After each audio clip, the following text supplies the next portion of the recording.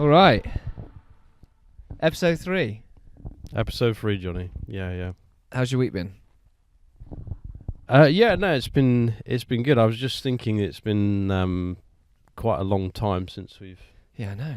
done one of these. Yeah. It must be about about two months. Yeah, I think we did the last one in, So what's been happening in the last 2 months then? well, Christmas, obviously. Mm-hmm. What has happened? Well, you and I got made elder candidates Yeah. in our church, which is pretty good. So what that means is that we are on the road. You have actually been an elder in our church before Mm-hmm. and had a period away from that as you focused on family things, but now coming back into the fray.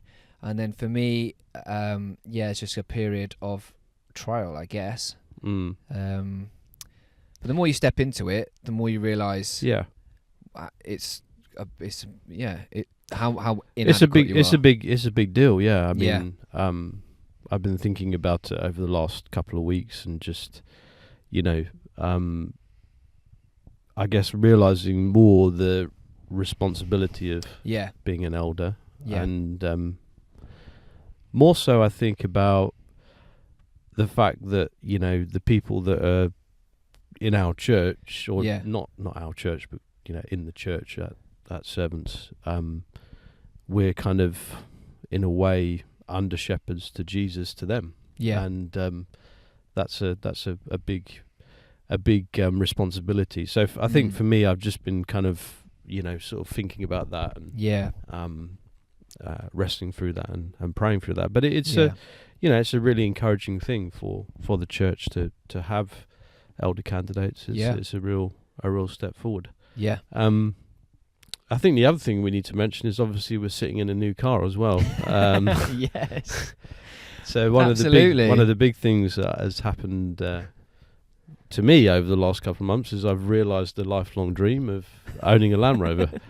And I'm sitting in it now, and it's glorious. There's so many shelves. It's 28 years old, and it didn't cost me really any money at all, and it has broken down once in Norwich, and I had to be sort of brought back up to Stalham, but it's going well, and it's a real joy to drive, to be honest, especially it's quite a showpiece in kind of living in this kind of area.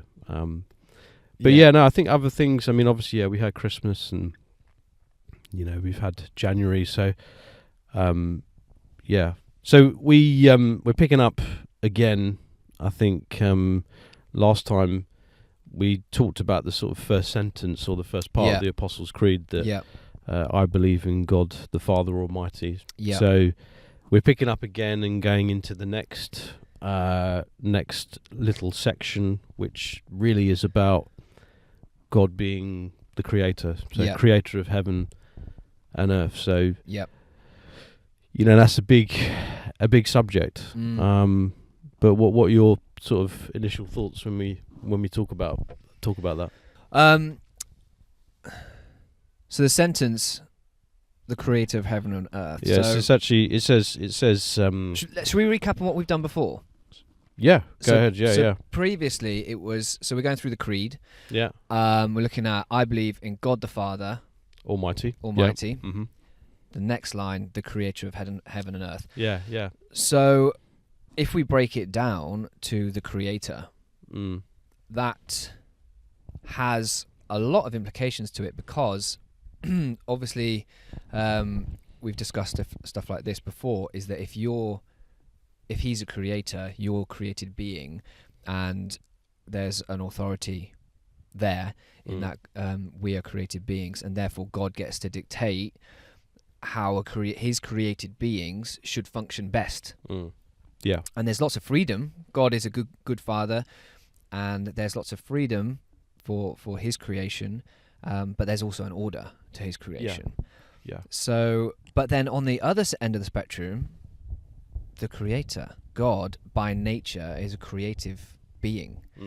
And so when we think about all of the amazing creative exploits of human beings, that is a snippet of God's creative power. Yeah. And you think about kind of when I'm moved by a piece of music or or something like that, that is just, you just think about God's creative ability. Yeah. And it's awe-inspiring. Yeah. How about yourself? I mean, you're right. I mean, it's when you think of God being a creator, it sets up that reality that he defines things and he says how things are. Yeah. I think if we go back to the sort of kind of core beliefs of what it means that God is a creator, we believe that God created everything. Yeah. So I guess what that kind of implies is that the creation, so that the earth, the universe had a beginning, and that beginning started with God. Yeah. And before that there was just God. Yeah. There was nothing, there wasn't any matter or anything that was in existence other than the Godhead. Yeah. I mean, we'll talk more about the Godhead as we go through the creed, but he was there, that was it. Yeah. And he existed perfectly, you Yeah. know. And I think it's important to say that he had no need to create. Yeah. So there was no kind of need for him to kind of be filled up or something like that, or for him to be more perfect by creating. I think that God is. We must be very clear about that. That God existed before creation. Yeah.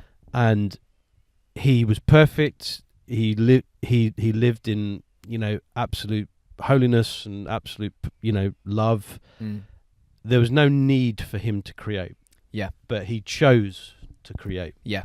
I believe to reveal himself and to share himself with his creation. Yeah. So I think that's important. It's important to say that if we believe that God is a creator, we believe that this creation had a beginning, and that before that beginning God existed and he had no need to create.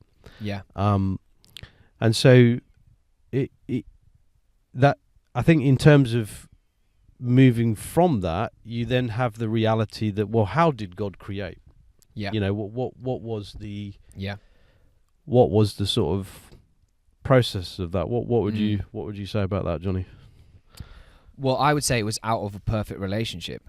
It was out of, and actually, when you think about marriage, life is created out of in God's design, out of relationship, out of marriage, life is created. So out of a perfect union between the Godhead, life was brought forth.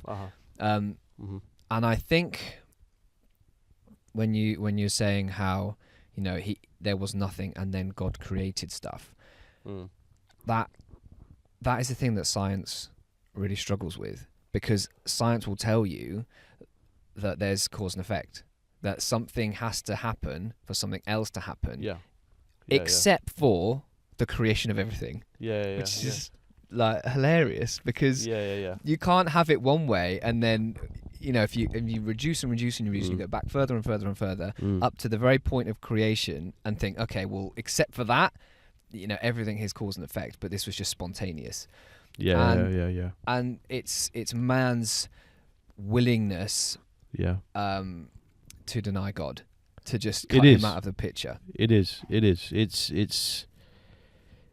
I mean, we'll come on to probably talking about evolution in a little while, and sort of the effect of that and how that's kind of impacted on the church, and ultimately ask the question, can you be a biblical Christian and believe in evolution, which I've got a certain opinion about, but we'll come on to that in a while. But you're right. I think God had a perfect, loving relationship in the beginning with the Son and the Holy Spirit, and from within that perfect, loving relationship, creation came forth. And there are many different accounts in the scriptures that talk about creation. Obviously, the most famous one is Genesis chapter 1, which in a nutshell teaches that in the beginning was God, and in 6 days he created all things. Yeah.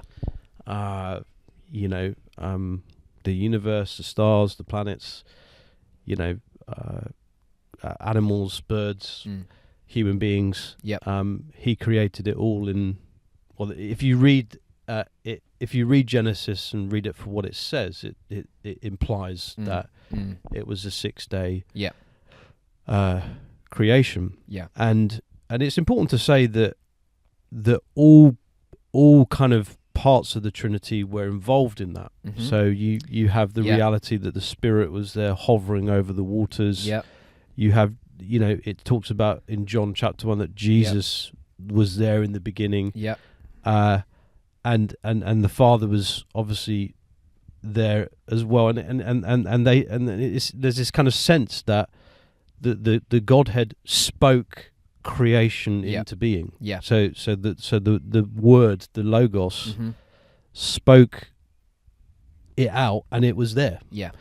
And that kind of is the wonderful thing about creation. It shows the immense power and wisdom and goodness of God. That He would do that. Yeah. That He would, from His perfection and love, speak forth a creation that in the beginning was very good. He said it was very good at the end of the 6 days. In fact, it was perfect. So the process, we've gone from what was there before, and then there's the process. The process involved the whole Trinity. It came from, as you said, that loving relationship, and it was spoken out. Yeah. Spoken out. And it's an incredible thing to think about. It's an incredible thing to meditate on, that you have these wonderful descriptions of how that happened. Yeah. I love as well how, when you think about, what was the purpose of it? When you consider how a human would create something, it's not always to serve others. It's not to point to others. It's often to point to your own creative ability. Look how creative I am. But it says that Jesus was slain before the foundations of the world. So God's plan to be in relationship with man, there was that was the sole purpose of it. It was relationship. It wasn't, look how creative I can be. I'm bored, I'm going to go and do this thing. It's out of perfect relationship comes more relationship, comes more love. It's love upon love.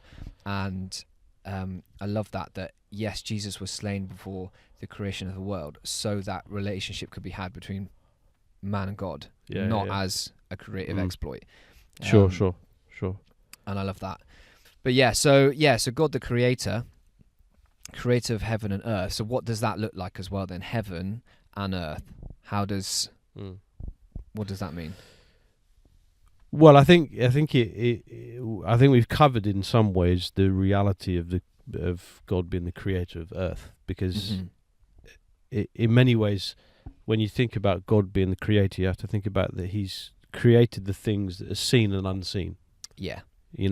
So this obviously the seen things are the earth, the universe, the planets, the stars. That would be how I would see that statement. Yeah.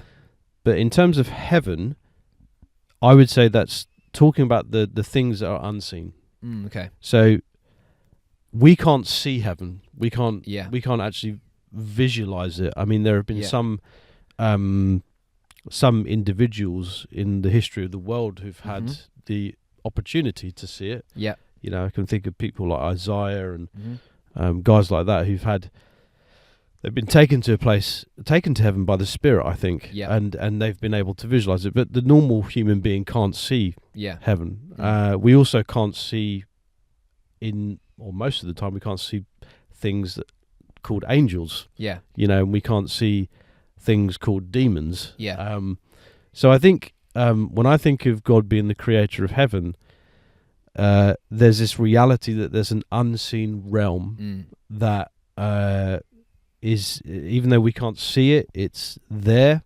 The scriptures declare that heaven is beyond this seen creation, so it's beyond the universe.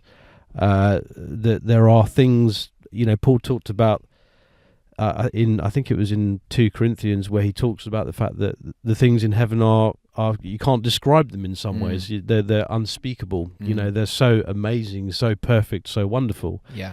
That it's beyond description in human language. Yeah. So I think that that's what I kind of get from that it's the acknowledgement that God is the creator of things that are seen and the things that are unseen. Yeah. And the Bible actually describes heaven. There's 3 heavens in the Bible. There's heaven, which is the sky. There's the heavens, which is, the sky, that kind of level. And then there's a second heaven, which is the celestial beings. So is that the right word? Stars, planets. Yeah. Moon, so there's sun. So the first heaven is the sky. So the air around us in the earth. The second is the universe. So the sort of above the sky, the space that's beyond the atmosphere of the earth. Yeah. And then I think the third heaven is the realm in which the God the Father is basically that's that kind of area, because that's where Paul went. He was caught up to the third heaven, I think it says, which is where he saw things that were unspeakable. Yeah. And it's powerful because that place exists. It's like I say, he was caught up in the spirit, so it wasn't a physical transportation that he went there, but it was a place that he was able to experience. And you actually, when you look at some of the visions in the Bible, particularly Ezekiel, Paul himself, John, actually, when he had the revelation, you see correlations between stuff that they're seeing, but they're very out of this world. They're seeing spiritual things. Absolutely. But I think it's pretty cool. I remember go on, sorry. No, I was just thinking, I think it's important to say that when you look at the history of the world, the majority of cultures, because we live in a culture now that, I mean, we'll come on to this, I think, hopefully in a minute about the effect of evolution on culture, but we live in a culture that rejects creation. Yeah. Okay. But I think it is important to say that the things that we're saying as born again believers about creation is not. It's in world history, it's not abnormal, because most cultures, most cultures, if you look down the history of civilizations, they have had in their kind of culture, in their kind of literature, in their kind of like almost religious experience, I guess, some kind of understanding of creation. Yeah. And interestingly, a lot of it is very much comparable to what's talked about in Genesis. Yeah. And you even see that with like the flood story as well, that a lot of ancient civilizations have, documentations that speak about creation and the flood. Yeah. So I think that's important to say. I think it's important to say that sort of 100 to 200 years ago, what we're talking about now was the assumed normal. Yeah. It was the assumed truth. It was the assumed reality that God, there is a God, and B, He is the creator of all things. Yeah. And also in our Western culture, when we split it into the God of heaven and earth, our Western culture wants to focus on purely the earth, physical, not spiritual stuff. So they want to reject the whole idea of heaven and the whole idea that there's any kind of spiritual reality. Yeah. And so that's where you get also the evolution thing comes more into play, because it's purely thinking of the physical and how did stuff evolve physically, rather than looking at any spiritual dynamic involved. And we can do that in the church. Sometimes we can look at things physically and not, or what's the spiritual side of things? Do we question that? Jesus would look at someone, and he would say, "Oh, that person's got a demon," and I would be a bit afraid to say that. Sure. We can't be calling demons out left, right, and centre in people, but it is a reality that there is demonic stuff, and when we live in a culture that only focuses on physical things, it can make that jump to spiritual things quite hard. I find. Whereas actually in African cultures, they're a lot more in tune to spiritual stuff, and they have a lot more dark, openly spiritual stuff, like witch doctors and stuff like that. Which we're not as experienced in our culture. I think one of the things I just wanted to touch on before we sort of delve into evolution, that we will get there and reject it completely. Is if we one of the things I think is important to wrestle with when you think about God being the creator, when you declare that God is the creator of all things, is that he is the ultimate cause.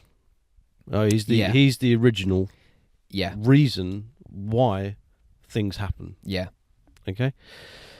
So, there's that, cause and effect thing that you were talking about, science, and so we would, I would say that for me as a believer in a biblical creation, believe that God is the ultimate or the original cause of all things. Yeah. The problem with that, and this is where I think Christians get a bit kind of confused, I think, is that what about sin? Okay, yeah. Okay, so what if we think because I think a lot of Christians say, okay, yeah, I completely agree that God is the original cause of all things. Yeah. Right? But sin I'm not so sure about. What do you think about that?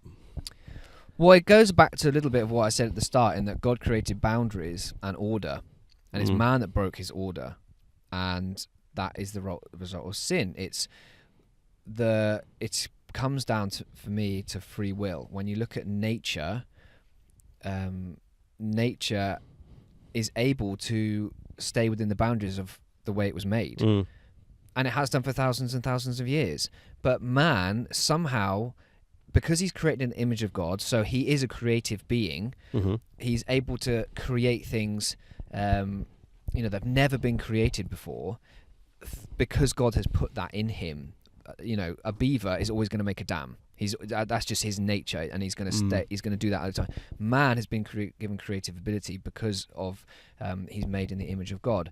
But through the freedoms that God has given him, man has rejected God and walked away from it, and so that's sin. So God didn't create sin, but by wanting to have a pure relationship with someone who can reciprocate, you have to allow that person to sin. He doesn't cause stuff.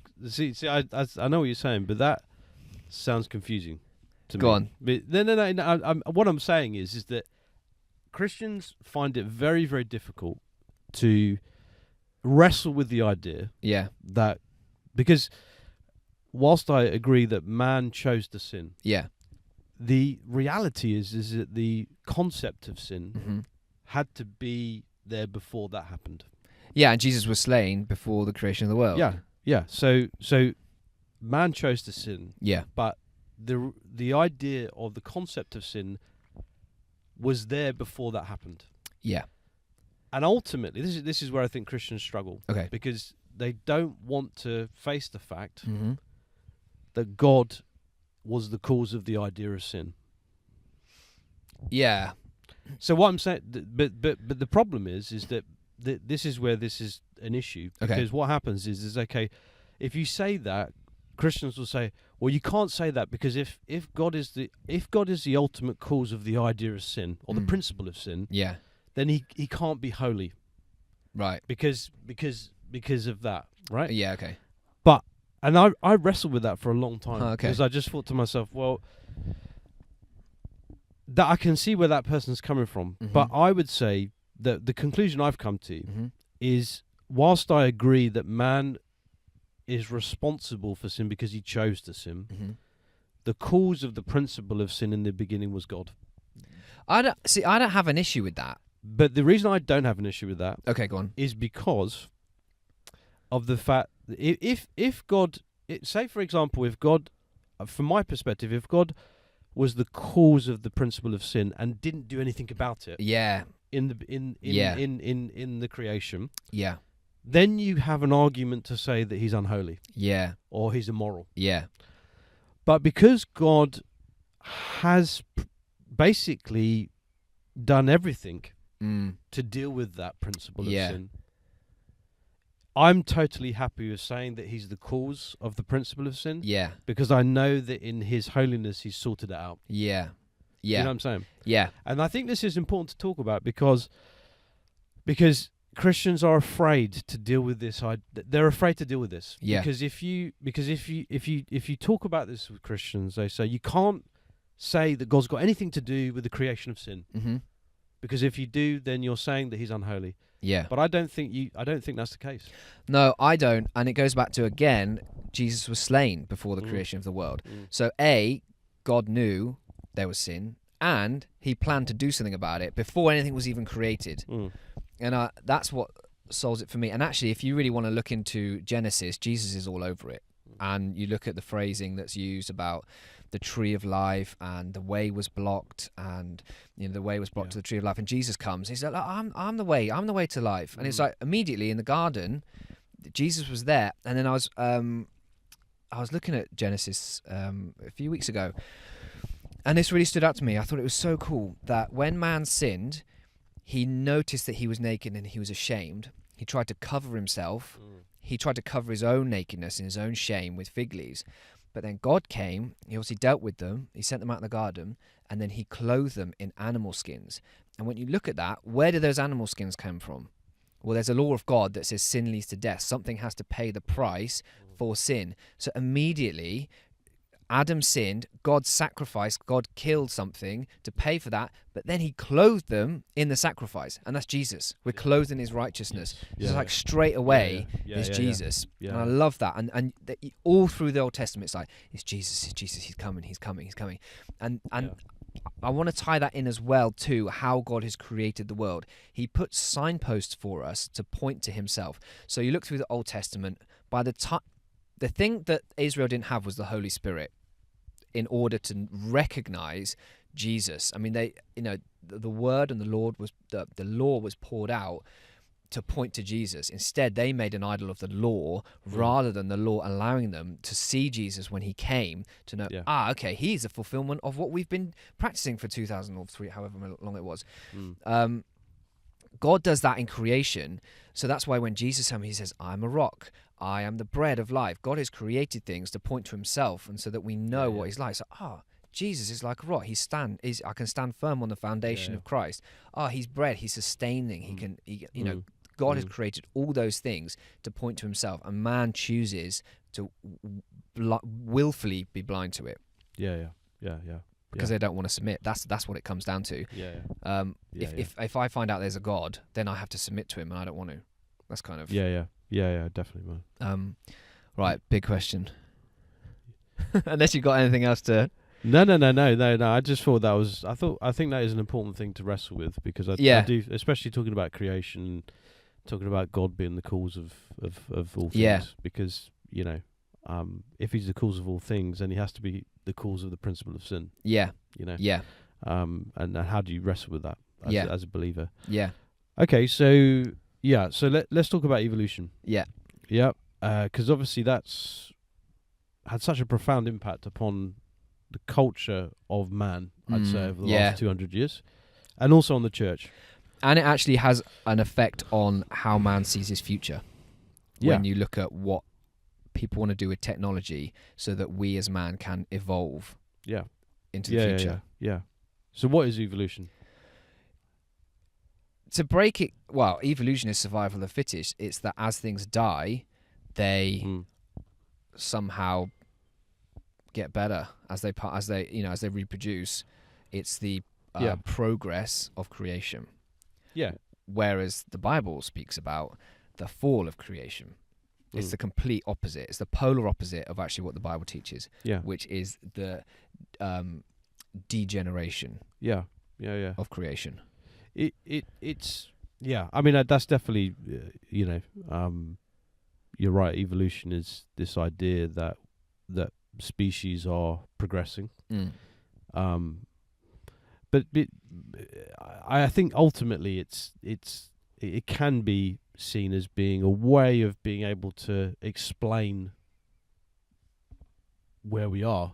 Without needing a God. Yeah. That's really what it is. It's this idea that everything, this earth, this universe came into existence by chance. Yeah. That there's no reason for it. It's totally pointless. And that kind of we as human beings have, I mean, even saying this, I'm just like, this is nuts, but that's what it is. It's this idea that, human beings have evolved over millions or billions of years from a soup of a few molecules, and sort of we've changed from species to species, from monkeys and whatever, that's the idea of it. And it's this idea of progression. It's this idea of it's progression but rejection of God, basically within that. And the power of creation in and of itself to improve itself without God. But ultimately, the thing that's done, the effect of evolution on culture, if we just take the church out of it for a minute, is that if there's no God, if there's no reason we're here, if this is just by chance, then there's no right or wrong. There's no morals. There's no anything goes, basically. Anything goes. And the reality is that when you saturate culture with that kind of mindset, what you end up with is people like Hitler. Yeah. And what he did to the Jews. Yeah. You end up with cultures that have no issues with frank sexual immorality. Yeah. And the abuse of human beings. Yeah. Yeah, and actually I heard, I can't remember what it was. It was it must have been a doctor or something talking about, I think it was talking about survival of the fittest. And when you actually go down to the root of it, what he would be prepared to do with that worldview is horrific in terms of people with disabilities and things like that. When you look at that worldview, it causes you to say things that you could not ever, you surely could not ever think that. And it's a godless, anti-life belief. Yeah, absolutely. Yeah, absolutely. It's terrible. Yeah. To be frank, when you actually think about it, because what school will tell you is like it's over millions of years and this happened and that happened. It's all very nice, but when you actually look at what the implications of it, and people are not really willing to acknowledge that. I mean, Hitler was a product of evolution. I mean, obviously he's a product of sin, but a lot of his mindset was based on evolutionary thinking. In terms of trying to create this Aryan race, blonde-haired, blue-eyed individuals. And that comes from this idea that these people are how it should be, and everyone else should basically be destroyed. So it is a very evil. It's a very evil mindset and a very evil way of thinking. Yeah. And this is why, for me, I'm so surprised about the influence of evolution on the church. Yeah. And I find it, I mean, I find it kind of shocking, frankly, that, Christians would be willing to even engage with it. Yeah. Like, I kind of understand why I understand that there are Christians generally, but also Christian leaders who want to try and interact with culture, and they want to try and kind of see where people are coming from and all that kind of stuff. I get that. and in some respects there is some wisdom to that, because Paul talks about I will become like anything just for the chance of saving someone. You know? So I get that, but the problem is that when you start kind of willingly trying to kind of like force just what's such an evil way of thinking into theology, you do have to do a few kind of linguistical gymnastics to try and shoehorn it in, because one of the key components of evolution is death. You can't have survival of the fittest if you haven't got death. And so immediately, well, how if Adam is a concept and he got to he got to being a human being by millions of years of evolution, and one time his ancestors was an ape or whatever, then you needed death.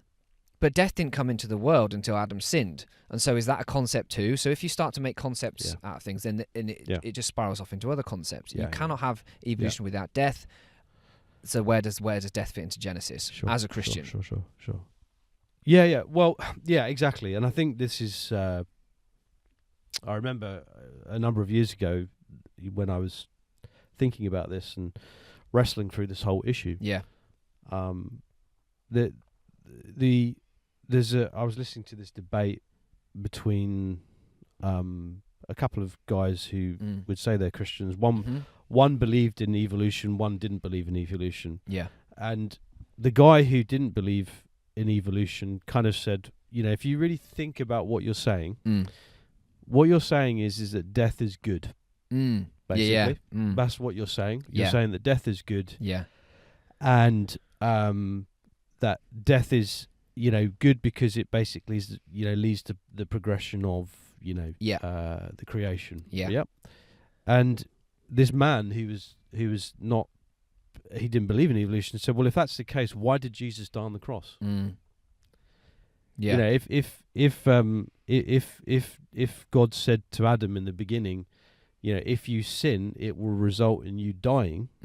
Therefore, basically, it's a consequence. It's a bad thing. Yeah. And Jesus came into the world to die, to deal with sin and to deal with death. If you believe that death is good, why did Jesus have to die? Yeah. And this guy who believed in evolution didn't really have an answer to that. Yeah.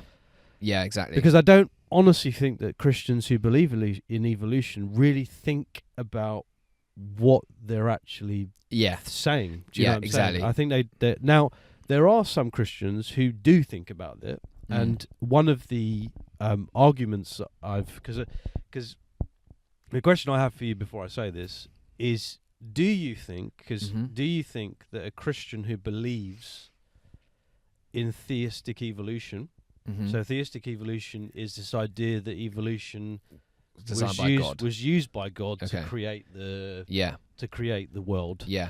Do you think that theistic evolution is compatible with being a Christian in the first place and be a fruitful or be a fruitful Christian? Well, I wouldn't set myself up to be able to decide if they're a Christian or not, but certainly the Spirit convicts us of stuff and the Spirit leads us into all truth. I believe that is an out-and-out lie. And so I would say that if the Spirit was living in you and you're pursuing the Creator himself, he would reveal that truth to you. I don't think to believe that you're automatically not a Christian. Sure. But I think that I feel like for me, when my eyes started being open to the truth, there were sort of like these big umbrella topics that God showed me, of which one of those was evolution. It's like, okay, he sort of dealt with the big stuff, and that was one of them, like the big lies that are on human beings at the moment. And when he's able to deal with that, you think, oh my goodness, that is a huge lie. I've been deceived. Satan is a deceiver. What else has he been lying to me about? What else have I believed? And so then you narrow it down, you get other things that come up, and then eventually you're being led into all truth, and it's sort of a funnel, I feel. And I think that for me, evolution was a big one. And so I feel that God would reveal that eventually. Yeah. No, I I would agree with that. That I think there are genuine born again believers who've unfortunately fallen into the trap of believing evolution and sort of using theistic evolution as a way of basically trying to say to people in their surrounding culture, look, I'm not that weird. Yeah. You know what I'm saying? Yeah. And I can, as I say, I can understand why someone might fall into that. Yeah. Particularly in our day, in our generation. Yeah. But I do agree also that it is a lie. It's wrong. It's not right. And I agree with you that the Spirit would convict that person of their error. One of the interesting, I've had a discussion with a Christian before who did believe in theistic evolution, and one of the reasons that one of the things that arguments that he had was that when God said to Adam in the garden, if you do this, you will die. Yeah. That's talking about spiritual death only. Okay. Not physical death. Okay. And that he was sort of saying that physical death is okay, and it's used by God for the process of evolution. Now, that was quite an interesting argument, and I've thought about that for a while. Okay. And I've kind of come to a conclusion that it's wrong. Yeah. Believe it or not. Believe it or not, it's actually a form of Gnosticism. Okay.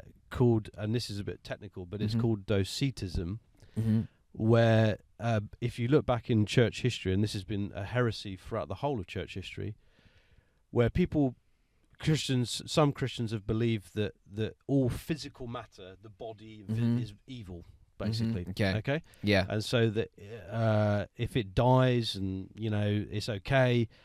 They also believe that Jesus wasn't really a human being; he was kind of like a phantom. Okay. All these kinds of things. Right. And so that's kind of what this theistic evolutionist is believing in. Okay. He's believing that physical matter is bad. Yeah. If it dies, it's okay. It's not a problem. Yeah. It's about the spirit. It's the spiritual stuff that's most important. Okay. Yeah. Which is wrong. Yeah. And it's a form of Gnosticism. And so I haven't actually had the conversation with that guy yet to say that he's fallen into some Gnostic heresy, but I will do at some stage. But to me, that argument falls well flat. Well, and I would say Jesus didn't even consider anyone to be alive in the Spirit. Yeah, he would say, why would you bury the dead amongst the dead? Unless you've been made alive in Christ, your spirit's not alive. You're dead. That argument for me doesn't hold any water. I think a really helpful thing for me it's a critical thinking tool that helps you look at is something biblical or not, is to look at the root. And so when you look at the root of evolution, okay, it sounds fine, things are getting better. Well, what's the root? And the root of it is death. That's the stuff had to die. All the stuff that we already talked about. That it's not good. And then what is the fruit of it? Well, like you say, Hitler is a fruit of that way of thinking. Is that like God? I might not know what I think about evolution, but I can see what that person did as a byproduct of that. And you look to what, and this is on the government website, about this whole movement of transhumanism, and that's evolutionary thinking as well. We have got as far, and now it's on to us to evolve even further. And you've got all sorts of really dodgy stuff that they want to do in that we progress as man. And that's man taking things into his own hands again. It's not allowing a creator to progress someone. It is it's all regression. And actually there's a guy who used to go to our church. He runs ministry, creation ministry, and we definitely need to get him on. I think we've talked to him about him before on here, but we'll have to get him in the back seat. We do need to get him. In fact, actually, the guy the original, when I was talking about that debate between the guy who believed in evolution and didn't, the guy who didn't believe in evolution is that guy's boss. Oh, right. Yeah. I've seen stuff with him before.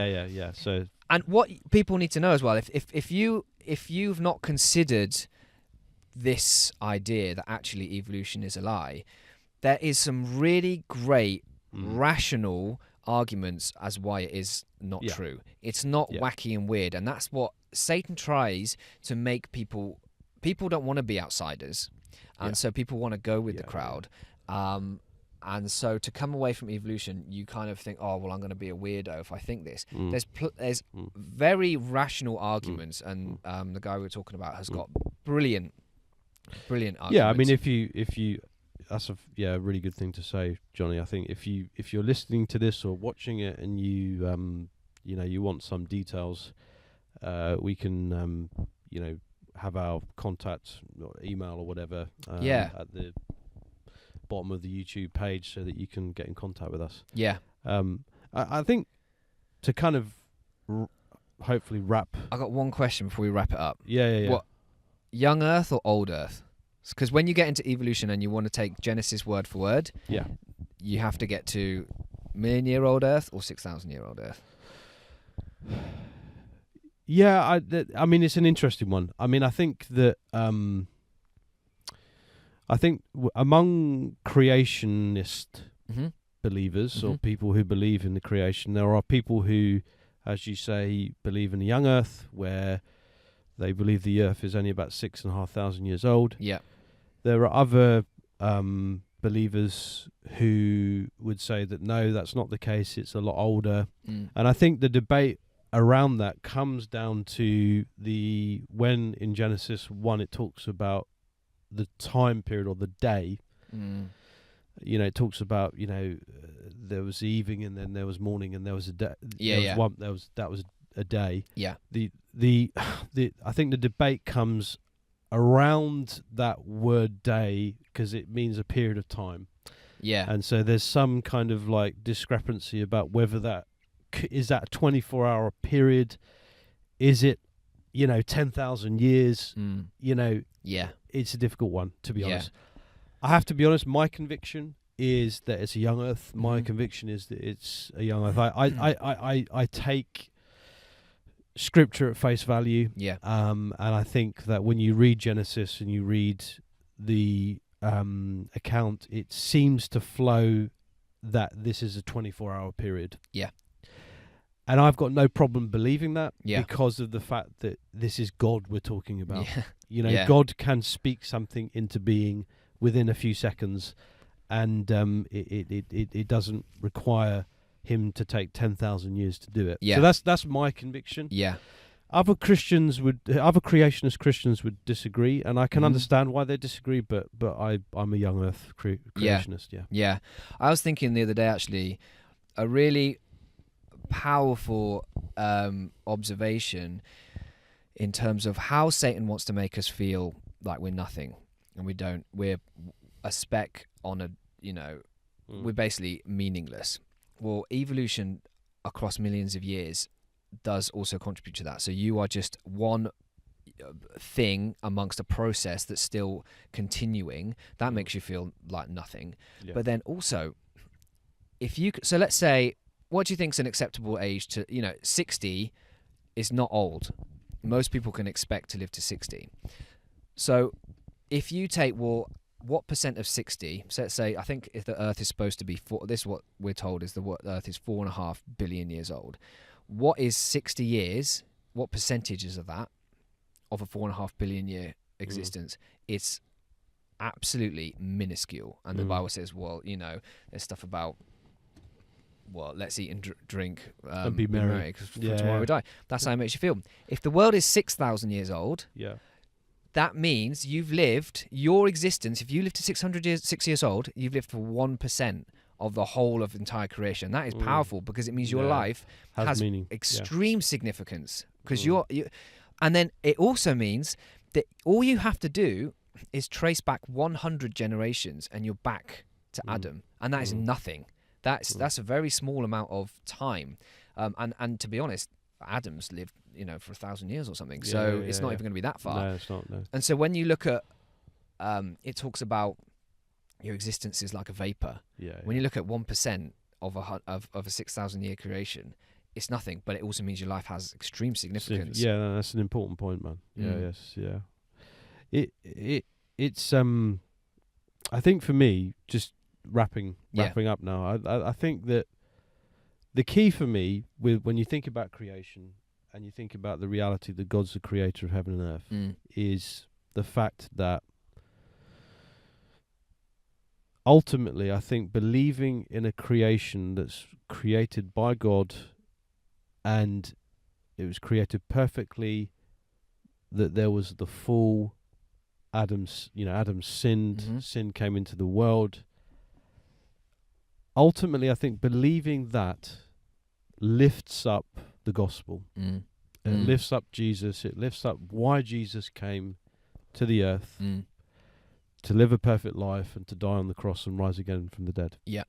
If you believe in evolution and you believe in theistic evolution, that, this world was, evolved over thousands, millions, billions of years. Yeah. That physical death is good, and that there's a progression from a piece of soup, down to us.